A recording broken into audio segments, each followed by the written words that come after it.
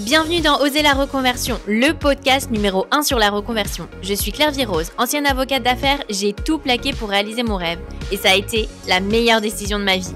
Si toi aussi tu as choisi une carrière par défaut ou pour faire plaisir à ton entourage, tu te demandes ce que tu fais encore dans ton job, découvre ici chaque lundi des invités qui te ressemblent et qui ont osé la reconversion dans tous les domaines. Ils nous racontent leur success story pour à ton tour oser la reconversion.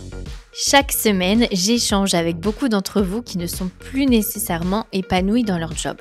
Il est vrai qu'entre manque de temps et d'énergie, il est souvent compliqué de se lancer dans des processus de recrutement pour trouver un nouveau poste. Et pourtant, un simple changement d'entreprise et d'environnement peut nous remotiver et nous redonner goût à notre métier. Je le répète souvent ici, mais il ne faut pas hésiter à se faire accompagner. Le cabinet Hays, H-A-Y-S, est l'un des leaders mondiaux du recrutement spécialisé.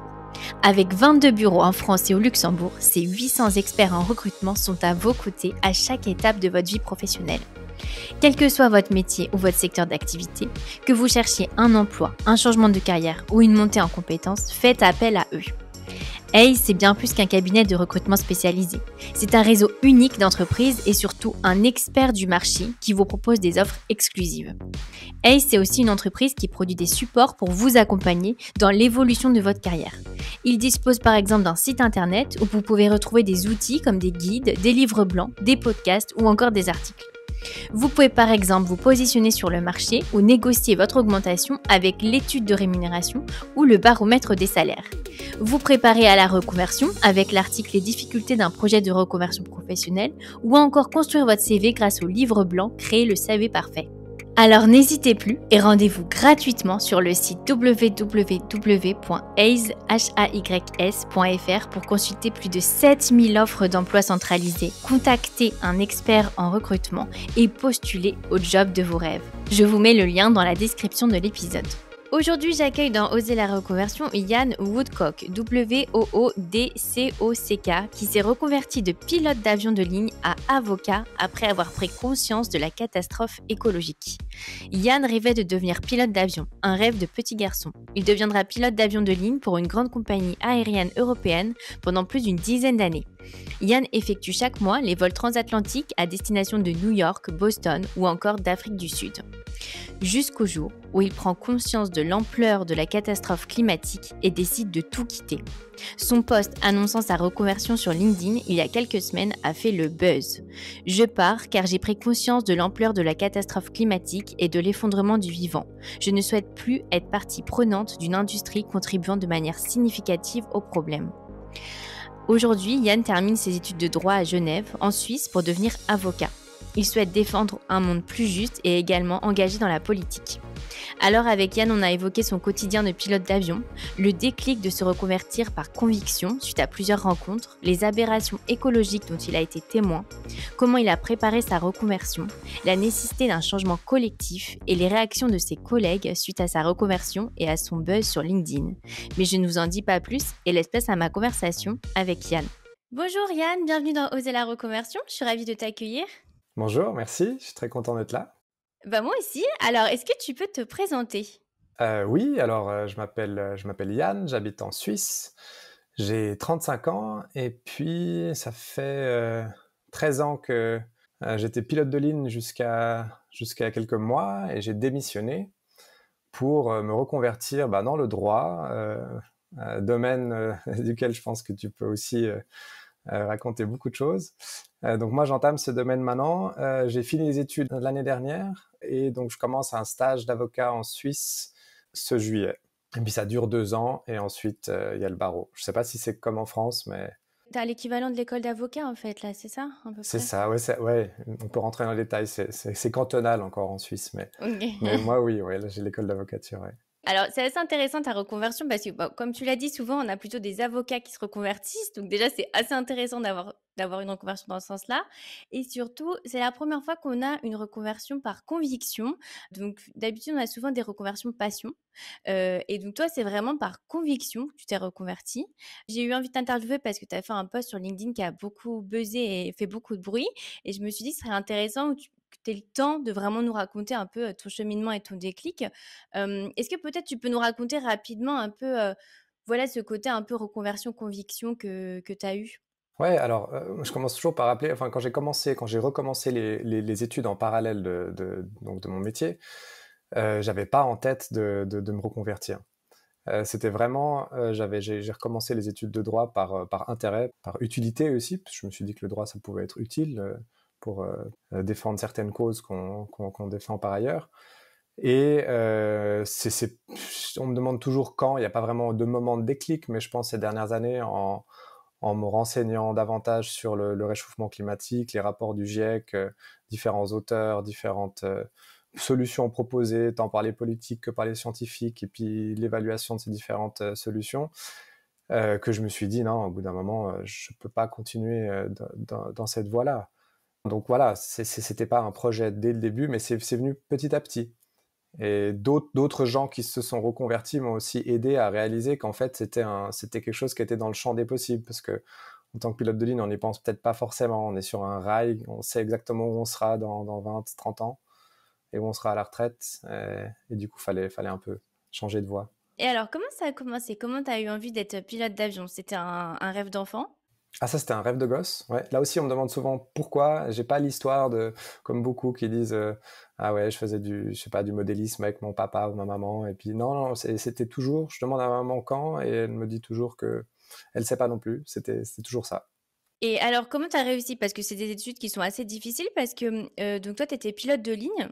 Je dis ça parce qu'on a reçu une pilote d'avion qui s'est reconvertie récemment et elle nous expliquait justement qu'il y avait un peu 2 types d'écoles. Tu avais les écoles privées où tu peux être pilote un peu plus de jet, jet privé et les écoles vraiment d'aviation, l'école publique, qu'on connaît, où là, tu peux être pilote de ligne pour faire des vols transatlantiques. Donc toi, tu étais un pilote d'avion de ligne. Donc tu avais fait des études qui étaient assez difficiles. Comment tu as vécu, toutes ces études?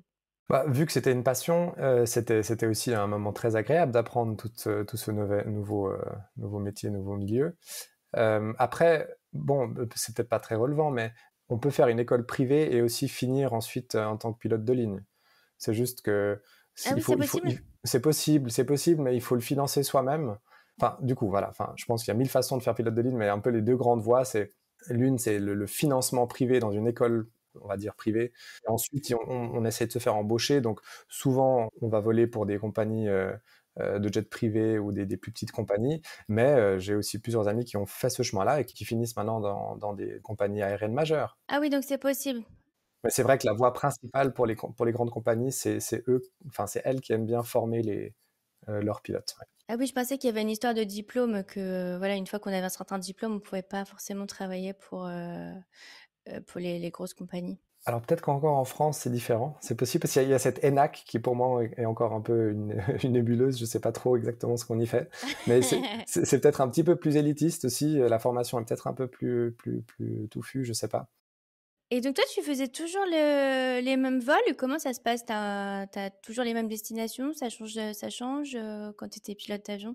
En fait, tu es sur un type d'avion parce que t'as pas le droit d'avoir plusieurs types d'avions au niveau de la licence. Et donc, normalement, la carrière, tu la commences sur l'Europe. Et en tant que copilote, on peut peut-être s'arrêter sur ce terme, qui est un très mauvais terme, parce que copilote, ça veut rien dire. En fait, il y a toujours deux pilotes dans l'avion, un premier officier et puis un commandant. Moi, j'ai toujours été premier officier. Mais en gros, on se voit au briefing et puis on décide qui c'est qui fait l'aller, qui c'est qui fait le retour, et puis l'autre assiste pendant le vol de l'autre, en fait. Bref, petite parenthèse refermée. On commence sur un petit avion, donc on commence sur l'Europe, le réseau européen, et ensuite on passe sur le long courrier. Et moi j'ai fait du coup 10 ans sur le long courrier, donc à la fin je faisais exclusivement des vols long courrier intercontinental. Et comment c'était alors le quotidien de pilote d'avion? Parce que j'imagine quand t'es jeune, c'est assez sympa, assez excitant de voyager à travers le monde. Peut-être au bout d'un moment, ça devient un peu plus, tu te lasses un petit peu, tu dis que tu peux pas forcément avoir de vie de famille. Comment t'as vécu un petit peu ça, cette vie de pilote? Bah, c'est clair, mais je pense que c'est comme dans tout métier, il y a du positif et il y a du négatif. C'est clair que dans la balance côté négatif, il y a cette vie familiale. On reçoit le plan d'engagement pour le mois d'après. Et puis voilà, on est mis devant le fait accompli au niveau familial aussi. Voilà les jours où je serai pas là. Voilà les jours où je rentrerai à 9 heures du matin sans avoir dormi. Voilà, ça c'est clairement le côté négatif. Après, il y a plein d'autres avantages. C'est vrai qu'au niveau des jours travaillés sur le mois, comme on fait beaucoup de nuits blanches, on a quand même quelques jours de congé en plus que uniquement les 2 jours de week-end. Après, ils ne sont pas sur les week-ends. On a de nouveau un point négatif. La plupart du temps, c'est en semaine qu'on a congé et on travaille le week-end. Combien de temps tu passes à peu près sur place quand tu voyages comme ça dans un autre pays? Alors, ça dépend. Chez nous, c'était en gros, si le vol faisait moins de 10 heures, on était 2 pilotes et on reste une nuit. Et si le vol fait plus de 10 heures, en principe, on restait 2 nuits et on était 3 pilotes. Ah, c'est assez rapide, hein. T'as pas forcément le temps de visiter d'autres pays, quoi. Ouais, mais c'est un autre mode de visite dans le sens. Enfin, moi, à la fin, même les 2 nuits, je commençais un petit peu. Je préférais les une nuit. Aussi pour le fait qu'on rentrait plus vite. On était moins longtemps loin. Et on visite différemment. C'est-à-dire que les villes où on pouvait aller, on avait nos petites habitudes. Et puis, on connaissait des gens sur place, peut-être même dans le café. Et on savait qu'on revenait bientôt. Et donc, il n'y avait pas besoin de tout voir la première fois. Tu faisais quelle destination à la fin? Ah, New York, Boston, Hong Kong, l'Afrique du Sud, l'Inde. Et ça a été dur pour toi de te dire que t'allais faire un peu une croix justement à tous ces voyages? Bah, c'est clair. C'est surtout le mode de vie de toujours. Enfin, ça variait tout le temps. On avait toujours aucun vol se ressemble, aucune journée de travail se ressemble. Les collègues changent toujours. Oui, t'as pas de quotidien. Ouais. Voilà, c'est ça. Après, j'essaie de le voir aussi maintenant, ayant fait ce choix, comme quelque chose de positif. J'ai aussi l'impression maintenant de pouvoir un peu plus faire partie de ma cité, au sens large du terme cité, et d'avoir un peu plus de racines là où je suis, aussi au niveau de la vie sociale. Ça a aussi un côté positif. Oui, t'avais l'impression que t'étais un peu partout mais nulle part à la fois au final. On peut le dire comme ça, ouais. On peut le dire comme ça. Et comment c'est l'ambiance alors des équipages comme ça quand on voyage? Il y a une bonne ambiance entre collègues? Alors, la plupart du temps, c'est une super ambiance, oui, non, ça c'est clair. Ça, c'est vraiment dans le côté positif. C'est le travail en équipe et puis l'ambiance à bord. La plupart sont. On est très vite très ouverts les uns avec les autres et les unes avec les autres. On se raconte des choses, on devient très vite, entre guillemets, très superficiellement, d'accord, mais on devient très vite amis, parce qu'on n'a pas le choix, on est dans ce tube, puis après on se retrouve à l'autre bout du monde. Peut-être qu'on parle pas, personne parle la langue, et puis du coup, voilà, il faut forcément s'entendre. Ouais, et puis il y a un côté un peu éphémère aussi. Parfois, c'est plus facile de se confier à des gens auxquels on sait qu'on va pas les revoir tous les jours au bureau, en fait. C'est bien vu ça, ouais, absolument, ouais. Et alors, donc tu dis que ça a été un cheminement. Comment ça a commencé? Parce que voilà, tu es jeune, tu te sens bien, tu es heureux de voyager. Pour toi, c'est pour toute la vie, tu seras toujours pilote d'avion. Comment l'idée fait son chemin? Comment déjà tu décides de t'inscrire en droit? Tu t'es inscrit en droit en 2017. Ouais. Donc ça fait quand même un petit moment. Donc déjà, c'était un petit déclic. Comment tu as eu ce déclic? Bah, ça fait un moment que je suis intéressé au niveau politique, mais au sens large du terme politique. Et le droit, je trouve que c'est quelque chose de très chouette pour vraiment comprendre un peu le fonctionnement des institutions et puis de comment on organise notre vie en société. Également aussi pour ensuite être peut-être meilleur dans des propositions de comment est-ce qu'on pourrait évoluer, comment est-ce qu'on pourrait changer les façons de s'organiser. Et du coup, c'était, je pense, ça un peu le choix. Après, il y avait évidemment aussi, moi, ce qui m'a beaucoup aidé, c'est qu'en Suisse, une université proposait la formation du bachelor. C'était pas à distance, parce qu'on avait aussi des cours en présentiel, mais c'était adapté pour les gens qui travaillent. Et du coup, moi, le bachelor, je l'ai fait au lieu sur 3 ans, je l'ai fait sur 4 ans et demi. Ce qui m'a permis de le faire à côté, en fait. Et c'est aussi pour ça que j'ai commencé en 2017 et puis que ça date déjà. Et alors, comment tu t'es sentie parce que bon, voilà, tu t'inscris et puis voilà, quand tu arrives à tes premiers cours, déjà, ça doit pas être évident de rester assis sur les bancs de la fac quand on a l'habitude de bouger. Bon, on est plus assis sur 10 heures de vol. Ça, je dois te dire, non, alors là, les pauses café toutes les 45 minutes, non, c'était pas. Bah, c'était chouette parce qu'il y en avait beaucoup aussi. Enfin, du coup, vu que c'était cette université un peu particulière, il y avait beaucoup de personnes plus âgées que moi aussi, certains plus jeunes, mais j'étais plus ou moins dans la moyenne d'âge. Contrairement au master ensuite, où j'étais clairement, je faisais partie des plus vieux. Oui, tout le monde était un peu dans la même mentalité, même état d'esprit au bachelor. Ouais, ouais. Ouais, puis c'était intéressant parce que les gens, bah, du coup, faudrait que je te donne le carnet d'adresse. Parce que là, il y a pas mal de reconversions là-dedans. Il y avait un peu de tout, c'était chouette. Et alors, t'as tout de suite su que c'était quelque chose que t'aimais?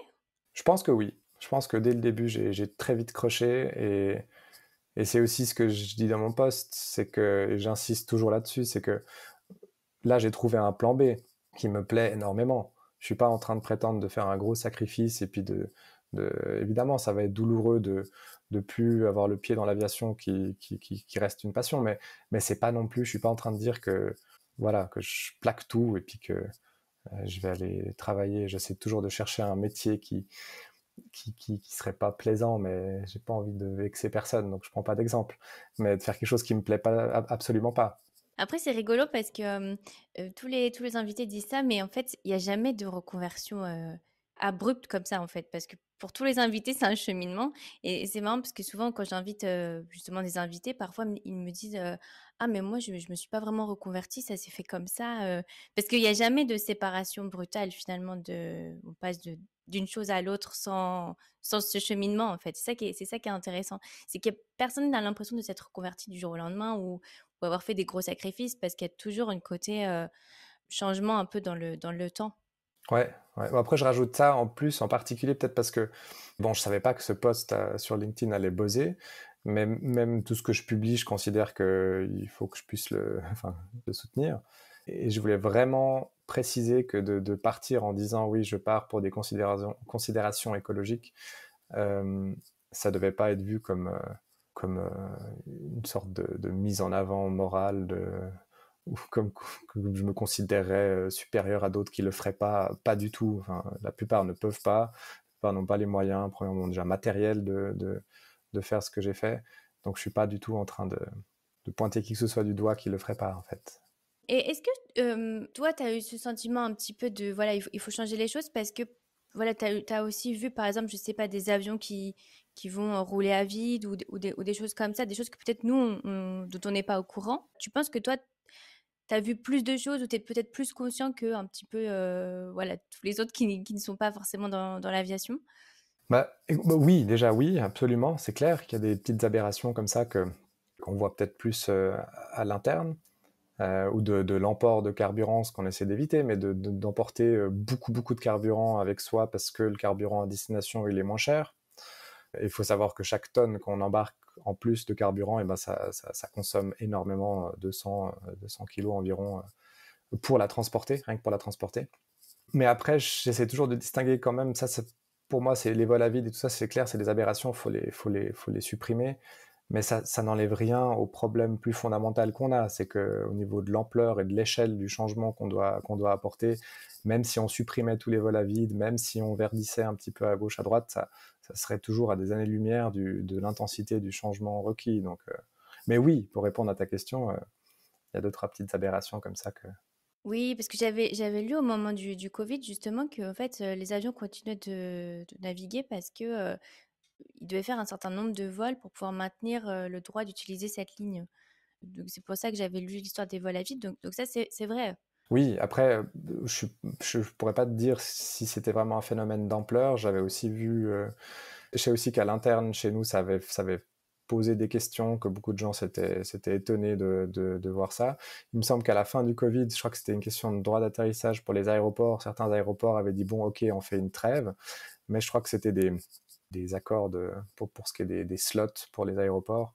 Ouais, c'est ça, ouais. Mais j'ai pas plus d'infos. Alors, donc du coup, bah, pour revenir à ton parcours, donc t'es en bachelor, donc l'équivalent de la licence de droit.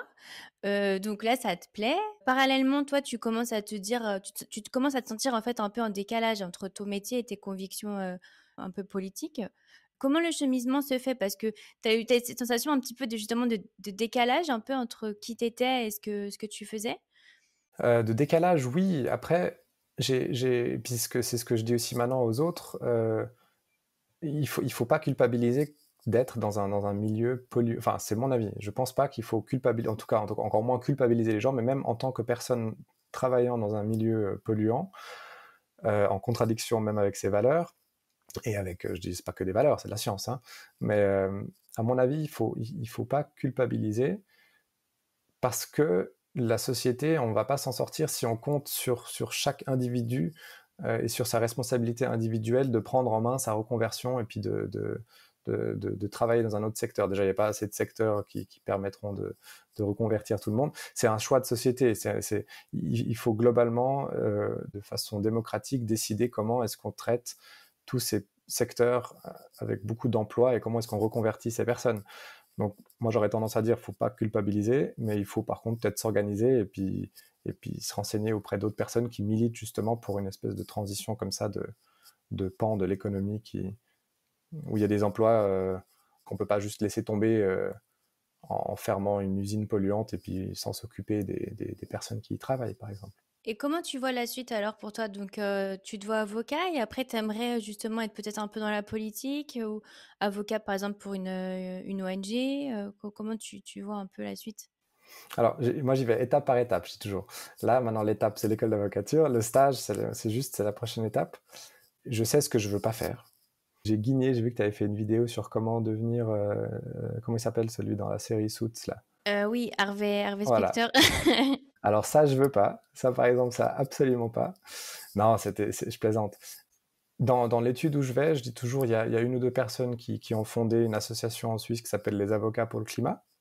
Et du coup, ils ont commencé par défendre des militants pour le climat et maintenant, ils prennent plus des affaires de responsabilité civile en matière de dommages climatiques, par exemple. Ça, ce serait quelque chose qui bah, évidemment, m'intéresserait énormément. Et puis sinon, plus droit du travail, droit du bail et assurance sociale, des choses que, selon mes termes, j'appellerais un peu plus terre à terre et puis de la vie de tout un chacun de tous les jours. Ouais, donc on va suivre en tout cas tes aventures hein, pour suivre la suite. T'es en train de me dire que peut-être que dans un an, je reviendrai puis je dirai non, en fait, c'est très bien la grande tour en verre tout en haut avec tout le Non, monde. non, c'est que comme tu dis, bah voilà, je fais petit à petit. Bah, c'est vrai que c'est intéressant de suivre. Il y a des invités qui sont revenus comme ça dans le podcast aussi pour raconter un peu leur évolution.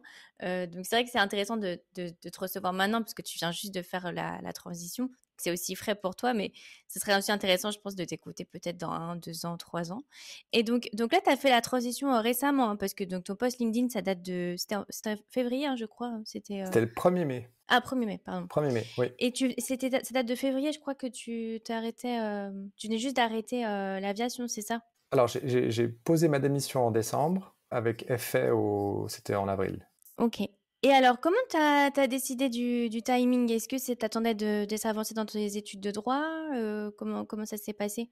Mais de nouveau, voilà, puis je répète de nouveau que je suis pas en train de prétendre d'avoir fait un grand sacrifice parce que j'assume totalement le fait de dire que j'ai aussi un loyer à payer, j'ai aussi, voilà, j'ai pas encore d'enfant, mais il faut avoir un emploi et du coup, j'ai bien évidemment attendu que je termine les études pour pouvoir démissionner, absolument, c'est clair. J'avais un plan B, il était là. Maintenant, c'est clair que là, il y a quelques mois sans salaire, j'ai réussi à mettre un tout petit peu de côté. Et puis pendant le stage, on est payé en dessous du salaire minimum suisse, ce qui est, voilà, on peut en discuter. Mais du coup, faudra faire attention. Mais c'est clair que j'ai attendu la fin des études et puis d'avoir quelque chose de signé, un stage signé avant de partir. Et donc, la décision, tu penses que t'as su à quel moment que c'était la bonne chose à faire? Bah, comme tu dis, ça s'est construit, mais bah, je sais pas. La question elle est plutôt large parce que sinon, moi j'aime bien parler de. Bah, alors, moi, il y a un ouvrage qui m'a beaucoup marqué, et puis il y a un article dans un journal qui m'a beaucoup marqué. L'article dans le journal, c'était un trader de Boston Consulting en 2001 qui avait démissionné parce qu'il il pouvait plus travailler dans un monde ultra capitaliste qui n'avait que le profit comme but. Et puis du coup, ça c'est le premier article qui m'a un peu ouvert vraiment le champ des possibles, où je me suis dit, ah mais tiens, en fait, c'est quelque chose qui est envisageable, qui est possible. Comme je parlais des rails avant sur lesquels on est, et puis on bouge pas trop. Et puis l'autre ouvrage, c'est un peu le goût du vrai de Étienne Klein, que j'aime beaucoup. C'est un philosophe des sciences, Étienne Klein, et en gros, il montre que depuis des années, les chercheurs disent que la science, en fait, tout le monde est pro-science, aime la science. Par contre, quand la science commence à déranger, là, tout d'un coup, on perd un peu ce qu'il appelle justement le goût du vrai. Et on commence à la tordre, on commence à tordre les faits. Et avec l'aviation, c'est très facile parce que le discours aussi à l'interne pour l'aviation verte, l'hydrogène, les carburants alternatifs, on peut peut-être y revenir, mais en tout cas, il est extrêmement diffusé. Et puis, je pense que c'est le plus grand obstacle à une vraie prise de conscience parce que c'est très facile de se dire, ah, mais de toute façon, demain, on va tous voler à l'huile de friture et puis tout se passera bien. Et tu penses que ce changement, il est possible? Alors ça, c'est la question la plus difficile, je crois. Oui, évidemment, évidemment. Sinon, je serais pas en train de. Ah, en tout cas, alors, il est absolument possible. Si tu me demandes si je suis optimiste ou pessimiste, j'aurais peut-être une autre réponse, mais il est absolument possible et il y a de l'espoir et il faut y aller. Et c'est pour ça que c'est des changements un peu radicaux, que ce soit dans la carrière, que ce soit dans les modes de vie, que ce soit au niveau politique, ils sont absolument nécessaires et enfin, disons que c'est ça le choix sérieux à faire. Souvent, on vend les radicaux comme des gens un peu fous. C'est eux les seuls sérieux, en fait, dans cette histoire. Et tu penses qu'on a besoin de personnes comme toi, un peu des exemples, un peu pour montrer le chemin, un peu de ce qu'il faut faire? Bah, je sais pas, bah, non, enfin, oui, oui et non. Dans le sens, de nouveau, c'est ma position, elle est compliquée parce que j'encourage vraiment, je suis pas du tout en train d'encourager tout le monde à faire comme moi, parce que justement, la plupart peuvent pas, sûrement. Ceux qui peuvent, enfin, ceux qui peuvent bifurquer, qui bifurquent, ça c'est sûr. Mais les autres, faut pas culpabiliser, mais par contre, il faut s'organiser, je dis toujours rejoindre, c'est pas forcément besoin d'être un parti politique, mais rejoindre un parti politique, un collectif, il y a 1000 collectifs, même au niveau très local, qui militent pour des changements, que ce soit même dans l'agriculture, que ce soit dans la mobilité, il y a plein de choses à faire. Et quand tu as fait ton post LinkedIn, tu t'attendais à cette réaction? Absolument pas. Non, non, non, non. Ça fait des années que je mets, surtout sur Facebook, je mets deux, trois petites opinions politiques ou je partage des articles, je les commente un tout petit peu. Puis des fois, on discute un petit peu, mais ça reste un peu dans le premier cercle. Et là, non, non, là, c'était fou. J'avais vu, je sais plus combien de notifications. Je suis vite allé relire le post pour être sûr de pas avoir dit trop de bêtises. T'as eu des vagues aussi un peu de peut-être jugement? T'as eu le positif et le négatif? Ouais, c'est clair, ouais, ouais, c'est sûr. Ouais, puis quand ça a commencé, je me suis dit, oula, mince, parce que je considérais quelqu'un quand même relativement sensible, et du coup, je me suis dit, comment, mais au fait, ça m'éclatait, les critiques bon, les critiques intelligentes, ça, constructives, j'aime toujours en discuter, mais il y avait beaucoup, beaucoup de messages aussi, un peu de bas étage, et ça m'a beaucoup amusé. Oui, parce que ça se voit que tu fais attention un petit peu le côté, ah bon, oui, je le fais, mais tout le monde peut pas le faire. Enfin, ça se voit que tu fais attention et c'est pour ça que je me demandais, est-ce que tu as eu beaucoup de critiques suite à ce post? Parce que c'est vrai que bon, les jugements, ça va vite sur les réseaux sociaux. Et comment tu vois la suite? Est-ce que tu penses que tu vas un peu documenter sur LinkedIn, justement, ta reconversion, tes engagements? Oula, ça c'est une bonne question. Je sais pas. Je sais pas. J'ai pas encore. Bah, déjà, j'ai de loin pas lu encore tous les commentaires, tous les messages. J'ai reçu énormément de messages de soutien et aussi beaucoup. C'était peut-être la même personne du coup, une pilote de ligne de chez Air France qui m'a écrit, qui avait fait plus ou moins la même démarche, mais sans l'annoncer il y a quelques années. Aussi un collectif en Angleterre qui regroupe beaucoup de pilotes de ligne et des gens du monde de l'aviation qui ont des considérations climatiques, qui veulent que ça change. Mais LinkedIn, alors je sais pas, mais pour moi ça reste un réseau professionnel. Donc pour le moment, je pense pas faire de la politique, enfin poster des posts. Bon, tout est politique, hein, si on veut, mais je vais pas, je pense pour le moment l'utiliser. Mais j'ai pas encore réfléchi à cette question en fait. Et comment réagit ton entourage à ta reconversion?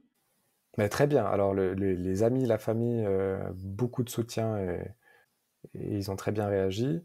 Les anciens collègues, il y en a quelques-uns qui se sont sentis blessés, qui m'ont écrit, Ah oui, ils se sentaient un peu attaqués, quoi, un petit peu attaqués, ou pointés un du petit doigt, quoi, un peu. peu du genre, ils me reprochaient un peu d'avoir craché peut-être dans la main qui m'a nourri pendant tant d'années.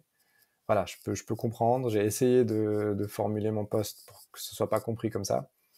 Mais bon, voilà, évidemment, je m'attendais à ça déjà, même sans buzz. Donc avec un buzz, évidemment, il y en aura encore un peu plus qui penseront ça. Mais l'énorme majorité des collègues m'ont apporté leur soutien.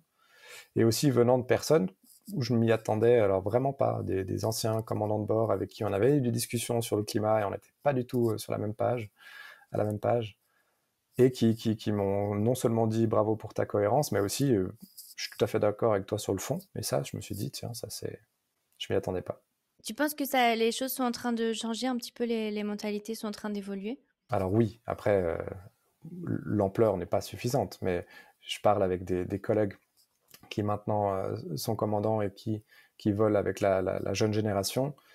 et qui me disent qu'ils se posent beaucoup plus de questions et des questions beaucoup plus profondes que nous, on se posait quand on a commencé il y a une quinzaine d'années. Par contre, voilà, ça reste... Et puis, on ne peut pas leur en vouloir à personne, je veux dire, de nouveau. Je reviens sur ce truc des rails et puis de est-ce qu'on peut bifurquer, est-ce qu'on peut changer. Mais les réflexions aussi restent... Il y en a, mais je pense qu'on ne réalise pas l'ampleur du changement nécessaire. Et tu dis que ça a été des rencontres aussi qui t'ont poussé à te reconvertir. Donc, tu nous as parlé des livres un petit peu. Est-ce que tu as aussi des gens, peut-être, que tu as côtoyés qui t'ont donné envie de passer le cap? Ah, tu me prends un peu au dépourvu, là. Bah oui, pour ça. Euh, Peut-être dans ton bachelor, sinon ou... Parce que toi, t'es engagé hein, politiquement. T'es dans... Bah, disons oui, mais à très faible niveau, hein. Je suis surtout très intéressé. Et après, j'oserais même pas m'appeler un militant parce que. Mais oui, peut-être dans ce milieu-là aussi. J'ai un ami moi je l'appelle un peu le Janko de la Suisse. D'ailleurs, il est français à la base, un bon ami. Et du coup, lui, il a pu m'apporter peut-être aussi un petit peu des éclairages sur les éventuelles solutions pour l'aviation, que ce soit l'hydrogène, et puis un peu creuser ça de façon un peu plus technique. Et voilà, qui m'a amené à réaliser que c'était très bien, mais que ça suffirait pas. Mais je sens que je vais regretter cette réponse parce qu'il y aura la personne de mon entourage qui m'aura beaucoup aidé et je vais pas la Ouais. mentionner. Et donc, comment tu vois la suite? Donc, là, pour l'instant, est-ce que tu peux donner le nom de ton parti politique ou tu préfères pas le donner? Ah oui, j'ai aucun problème à le donner, oui, oui. Après, ça nécessite une micro-explication, puis il y a une petite nuance entre la Suisse et la France quand même. Alors, en Suisse, je suis au Parti Socialiste. Par contre, alors selon moi, ça n'a rien à voir avec le Parti Socialiste français. Et il est clairement plus à gauche que le PS français. Je pense que si j'étais en France, je serais clairement chez LFI. Ça, c'est... Ouais. Et toi, tu aimerais bien peut-être t'engager un peu plus dans le parti politique? Voilà, parce que comme en plus tu as fait des études de droit, c'est quand même, il y a pas mal de personnes qui font du droit avant de faire la politique. Tu devrais t'impliquer un peu plus? Ouais, faut jamais dire jamais. Mais pour le moment, il y a pas de projet dans ce sens-là. Mais m'impliquer un petit peu plus au niveau militant, oui, parce que c'est aussi quelque chose qui, depuis que je suis plus souvent là et puis qu'il y a des rythmes un peu plus réguliers, que c'est aussi plus facile à faire, hein, même de participer aux assemblées générales. Et ça, absolument. Ouais. Oui, et puis en plus, j'imagine que comme toi, voilà, tu viens de faire le changement, tu dois avoir envie aussi que les choses changent autour de toi une fois que toi, tu as fait ton gros changement. Oui, bon, ça, je l'ai eu déjà avant d'avoir moi fait le changement, que j'ai envie que les choses, elles changent. Mais ouais, non, non, mais oui, tout à fait. Je pense qu'un engagement plus poussé va se faire, ouais. Et alors, donc, dans ton post LinkedIn, tu disais qu'il y avait une idée comme quoi il fallait limiter le nombre de vols par personne. Et donc, toi, bon, voilà, tu disais que tu étais assez d'accord avec ça. Est-ce que toi, tu vas arrêter de prendre l'avion? Ah, moi, de nouveau, c'est pas prévu que je prenne l'avion ces prochaines années, ça c'est clair, ouais. Ça c'est sûr. Après, surtout moi, je lis dans le post aussi, hein, surtout moi qui ai vu plein de villes, qui me suis déplacé énormément, qui vient dire ah, il faut limiter les vols. Enfin, c'est presque inaudible, hein, comme et je le comprends. Donc, c'est juste, je voulais juste pousser cette réflexion que Jean-Marc Jancovici avait, c'était lui qui l'avait proposé, enfin proposé. Il dit toujours qu'il l'a pas proposé, mais que c'est un calcul qu'il a fait et que ce serait quelque chose qui serait compatible avec les limites planétaires. Voilà. Et donc aujourd'hui, c'est toujours une question classique que je pose dans le podcast. Je ne sais pas si toi ton projet c'est plus professionnel ou plus militant, mais quel est aujourd'hui ton plus grand rêve professionnel? Ah, j'ai une réponse qui me vient, mais ça va être très très bateau. Donc non, mais bon, bah oui, ça va être bateau, mais c'est non, mais d'aider les gens. Enfin, je veux dire, c'est aussi pour ça que j'ai pas envie de faire. Comment il s'appelle? Harvey Specter? Non. J'ai plutôt envie de faire un travail proche des gens et pouvoir les aider et puis de. Oui, un métier avec plus de sens, quoi. Mais c'est ça aussi. Enfin, du coup, voilà, c'est nouveau, c'est un privilège d'avoir un métier avec du sens. Pas tout le monde peut l'avoir. Mais c'est vrai que dans le côté plus de la balance aussi, bon, peut-être que toi tu diras autre chose parce que tu as fait le cheminement inverse, mais en tout cas, je vois plus de sens dans le métier d'avocat ou autre. Hein. Enfin là, je fais le brevet d'avocat, on verra si je reste en avocature, mais que d'emmener des gens de A à B pour qu'ils aillent une semaine se dorer la pilule à Koh Samui, quoi. Enfin, voilà. Bon, moi après j'étais avocate fiscaliste, donc j'ai l'impression que c'est pas le même type de spécialité que ce que tu vas faire, donc c'était assez différent. Après, quand même, je trouve sur le côté sacrifice, je suis pas tout à fait d'accord parce que je trouve qu'une reconversion dans tous les cas c'est des sacrifices. Voilà, même des personnes qui voilà, bon, il y a souvent le cas un petit peu de femmes qui on a interviewé beaucoup de femmes dans le podcast et souvent voilà, il y a un petit peu le truc de bon bah c'est son mari qui l'aide financièrement, qui paye tout pendant sa reconversion et je trouve que même dans ce cas-là, c'est quand même des sacrifices puisque j'imagine que du coup, ils ont quand même beaucoup moins d'argent, ils vont moins partir en vacances avec leurs enfants, ils vont moins s'acheter de vêtements, moins de sorties ou je sais pas, peut-être ils ont dû déménager pour prendre quelque chose de plus petit.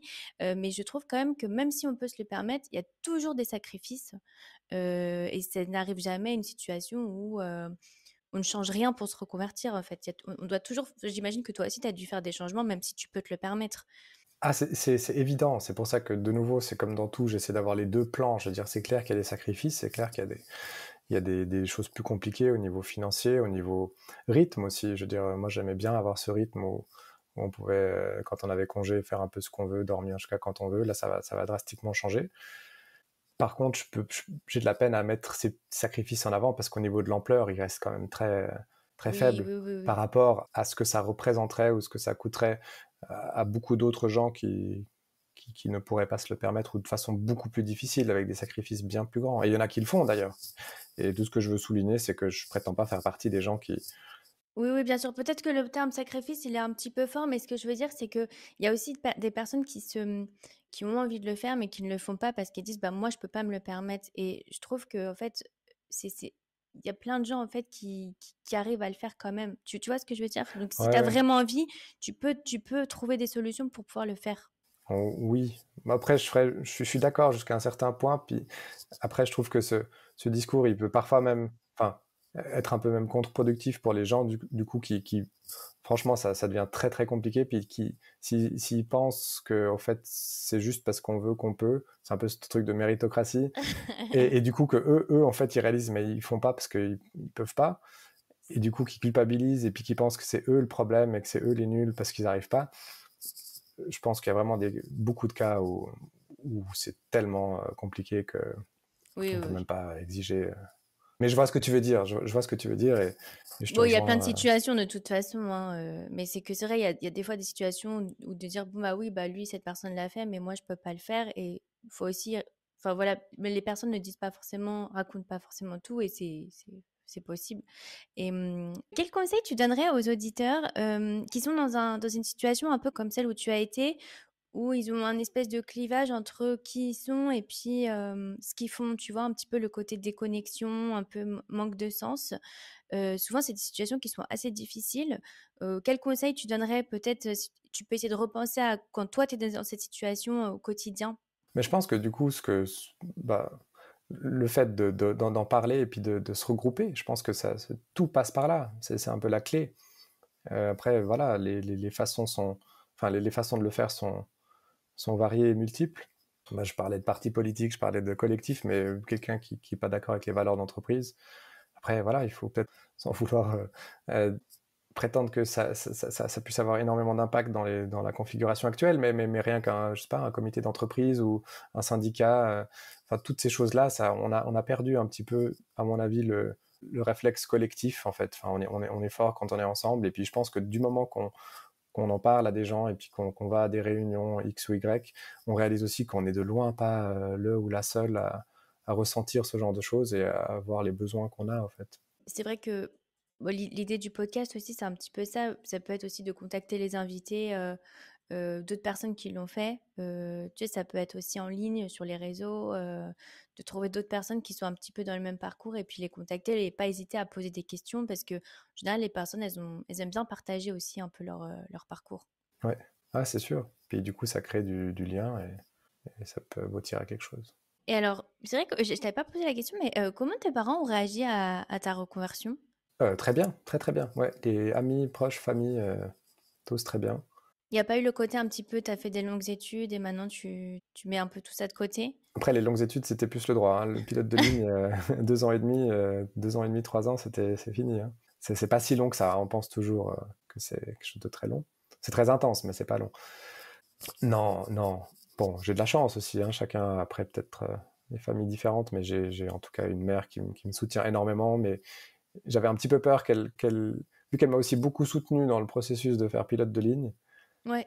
c'est peut-être là où je m'étais dit, aïe, peut-être que ça va lui faire de la peine que je quitte, mais pas du tout en fait. Et elle réalise aussi dans quel état est la planète et où on va, et elle peut que encourager quelque chose qui va selon elle et selon moi dans le bon sens, quoi. Et c'est vrai que parfois, en fait, on se fait des idées des réactions des personnes et elles n'ont pas forcément les réactions auxquelles on s'attend, en positif ou négatif, en fait. Ouais, c'est marrant que tu dis ça parce que l'article dont je parle en 2021 avec le trader je l'avais envoyé à deux vraiment de mes très bons amis, et la réaction était complètement c'était du genre ouais, non mais il savait très bien dans quoi il s'engageait quand il allait là-dedans, puis maintenant il prétend que le capitalisme c'est pas bon, mais il a fait les études d'économie, il savait très bien ce que c'était le capitalisme.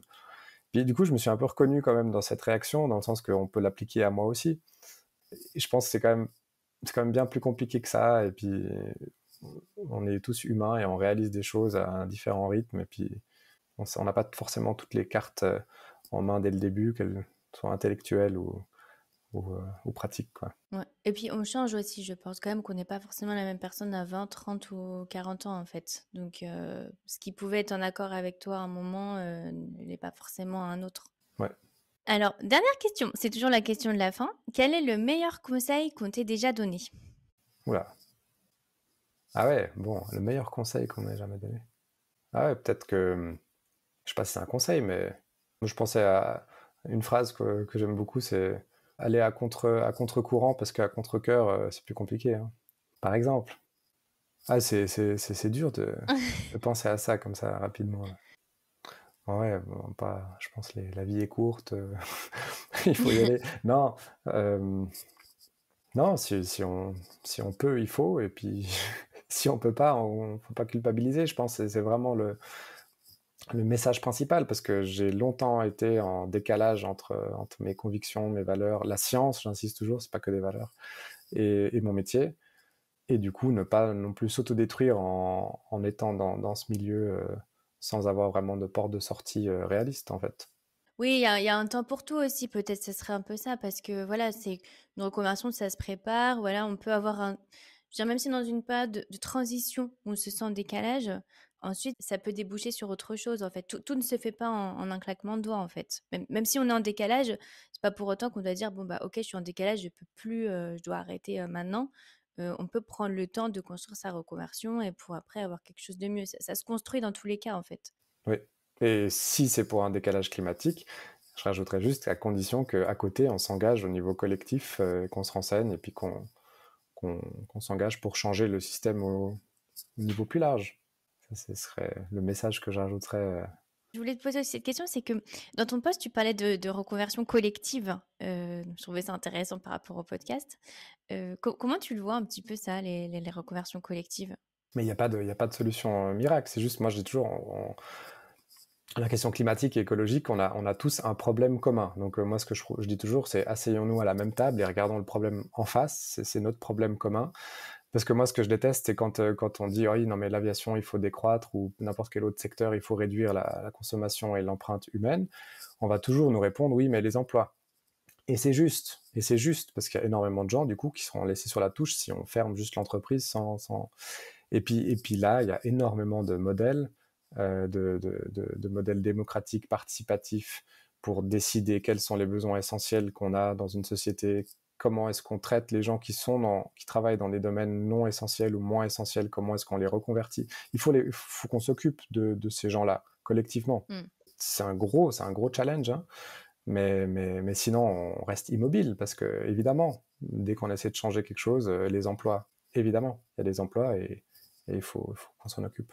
Ouais. Bon, je mettrai en tout cas tes réseaux sociaux si les auditeurs veulent te contacter pour te poser des questions et puis surtout te suivre un petit peu la suite.